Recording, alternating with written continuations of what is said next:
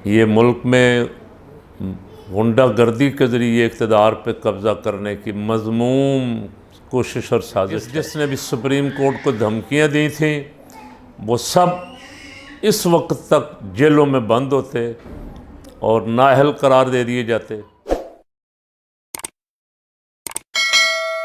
बिल्लाहि मिनश्शैतानिर्रजीम बिस्मिल्लाहिर्रहमानिर्रहीम इन्नल्लाह व मलाइकतहु युसल्लूना अलन नबी या अय्युहल्लज़ीना आमनू सल्लु अलैहि व सल्लिमू तस्लीमा।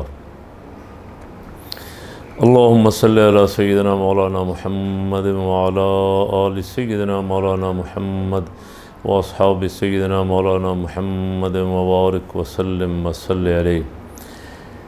गुज़श्ता रोज़ जो सूबाई असम्बली का इंतखाब हुआ, डिप्टी स्पीकर की गैर आइनी रोलिंग का पूरे मुल्क ने, पूरी दुनिया में शोर मचा हुआ है। सुप्रीम कोर्ट ने डिप्टी स्पीकर को बुलाया, डिप्टी स्पीकर साहब आए नहीं। उनके वकला से कहा कि वो सुप्रीम कोर्ट के फ़ैसले का वो पैरा पढ़ दें जिसको बुनियाद बना के डिप्टी स्पीकर ने रोलिंग दी है। वो भी नहीं कर सके। तो फ़ैसला दीवार पे लिखा हुआ है। एक आम सूझबूझ वाला बंदा भी उसे देख रहा है कि एक शख्स ने 187 वोट लिए, उसे हरा दिया गया। एक ने 179 लिए, उसे जिता दिया गया। तो ज़ाहिर है आखिर कोई अदालत तो बैठेगी ना। इस तरह मुल्क अगर माफियाज़ के हाथों में दे दिया जाए कि वो जो चाहें करें, तो कितने दिन चलेगा। सुप्रीम कोर्ट ने 2 दिन, 1 दिन समाअत की 2-3 बार, और फिर मंडे की डेट दे दी, यानी कल इस्लामाबाद में। मुस्लिम लीग नून वाले आदी हैं बड़े पुराने जजों को मैनेज करने के।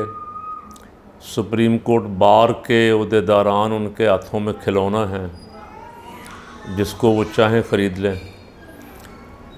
उन्होंने आज सारा दिन, कल सारी रात और आज सारा दिन सुप्रीम कोर्ट के ख़िलाफ़ बहुत मज़मूम प्रोपेगंडा किया है। ये कुदरती बात है, जिसके ख़िलाफ़ फ़ैसला आएगा उसको अच्छा तो नहीं लगेगा।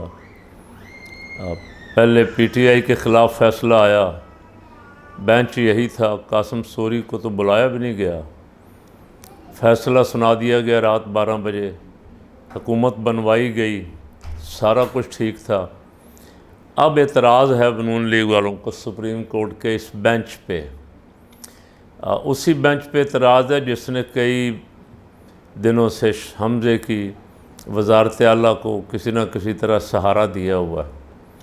अब जब वो कुर्सी खिसकती नज़र आ रही है तो उनको एतराज़ है इस बेंच पे, और उन्होंने बहुत मज़मूम, बहुत घटिया, शर्मनाक प्रोपेगंडा, जिसकी मास्टर हैं मरीम नवाज़ साहबा, उन्होंने कुछ लड़कियां और कुछ लड़के इसी काम के लिए रखे हुए हैं, जिसकी चाहो पगड़ी उछालो, जिसकी चाहो इज़्ज़त ख़राब करो। इसी वजह से उनको मार पड़ी। यहाँ पंजाब में, पहले पूरे मुल्क में, फिर पढ़ते करते करते करते पंजाब में 17 जुलाई को जो मार पड़ी है, इसको शायद ये कभी भी भूल नहीं सकेंगे। अब वज़ारत आला और ऊपर वफाक में हुकूमत बचाने के लिए एक ही रास्ता है कि अदलिया को मुतनाज़ा बनाया जाए और अदलिया किसी तरह डिले करे इस फ़ैसले को, इनके कुछ दिन और निकल जाएं। मुतालबा किया मौलवी साहब ने, मौलवी साहब मौलाना फजलुर रहमान साहब रखे ही इसलिए गए हैं, 4 वज़ारतें दी गई हैं, और जो कुछ उन्होंने मांगा रखे ही इसलिए गए हैं कि वो ऐसे मौके पे धमकी आमेज़ लहजे में बात करें। उन्होंने कहा हम ज़मीन गर्म कर देंगे, हम फलां कर देंगे, हम फलां कर देंगे। हमारी मर्ज़ी का बेंच बनाया जाए, हमारी मर्ज़ी का फ़ैसला दिया जाए। तो ये तो सीधी सीधी अनारकी है। ये मुल्क में गुंडागर्दी के ज़रिए इक़्तिदार पे कब्ज़ा करने की मज़मूम कोशिश और साजिश है। काश जो इनको ज़बरदस्ती लाने वाले थे, जिन्होंने सारा कुछ मैनेज करके इनको ला के बिठा दिया है, उनको अब ही होश आ जाए मुल्क के साथ क्या हो गया, कहाँ से कहाँ चले गए हम। इन 3 महीनों के अंदर अंदर तबाही के आखिरी किनारे पे पहुँचे हुए, लेकिन अभी भी ख्याल नहीं आया उनको। काश आज ऐसा होता कि जिसने भी सुप्रीम कोर्ट को धमकियां दी थीं वो सब इस वक्त तक जेलों में बंद होते और नाअहल करार दे दिए जाते। लेकिन बदकिस्मती है ये, वो तो निज़ाम के लाडले हैं, उनकी मर्ज़ी मानी जाएगी। ख़बर ये है कि सुबह बेंच भी बड़ा तश्कील दे दिया जाएगा और जस्टिस एजाज़ुल हसन साहब अपना नाम भी विड्रा करेंगे और 2/3 से फ़ैसला आ जाएगा और सारा कुछ तयशुदा है। फिर जब मर्ज़ी के फ़ैसले होंगे तो कौन अदालतों को मानेगा जी? अदालतें तो फिर इसी तरह मजाक ही बनेगी ना।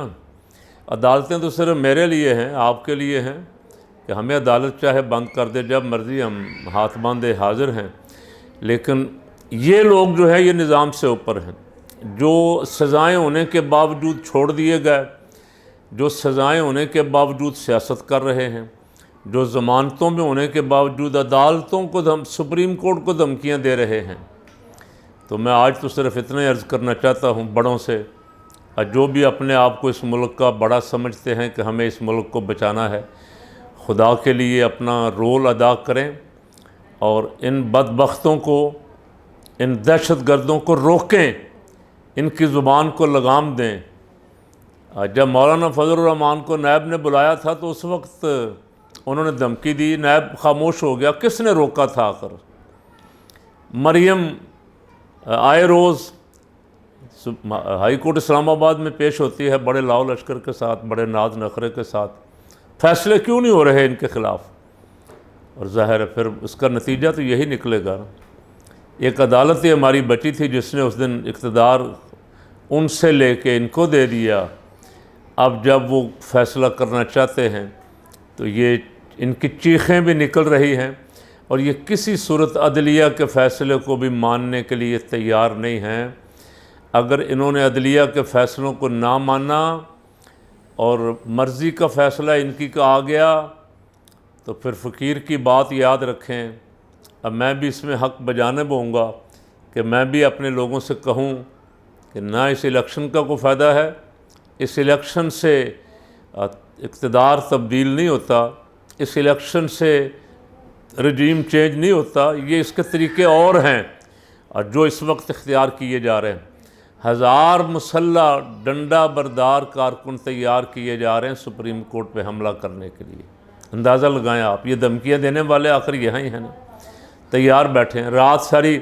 अब हर इंतज़ाम तो होगा लेकिन कोई इनको नकेल डालने वाला नहीं है। ये मैं जानता हूँ कितने बड़े बड़े बदमाश हैं ये सारे। ये एक एक चपेड़ की मारे हैं। ये सिर्फ दबाव लाने के लिए इनको कहा गया है, कहीं से दबाव डालने के लिए ये मुल्क के इदारों को मुतनाज़ा बना रहे हैं। 4 दिन पहले ये इदारों के बड़े ठेकेदार बने हुए थे और आज ये आप देख लें इनका असल चेहरा अवाम के सामने आ गया है। ये बेनकाब हो गए। इन्होंने जो दिखावे का लिबास पहना हुआ है ना, वो लिबास भी इनका बेशर्मी का लिबास भी उतर गया है। ये इस मुल्क को बनाना, रिपब्लिक बनाना चाहते हैं। अल्लाह इस मुल्क की हिफाजत फरमाए और जो बड़े बैठे हुए हैं, जो ज़िम्मेदार हैं, उनको हरकत में आना चाहिए और इनको लगाम देनी चाहिए। अदलिया को तहफ़्फ़ुज़ देना चाहिए और अदलिया के फ़ैसलों पे अमल दरामद करवाना चाहिए, वगरना अदालतें बंद कर देनी चाहिए।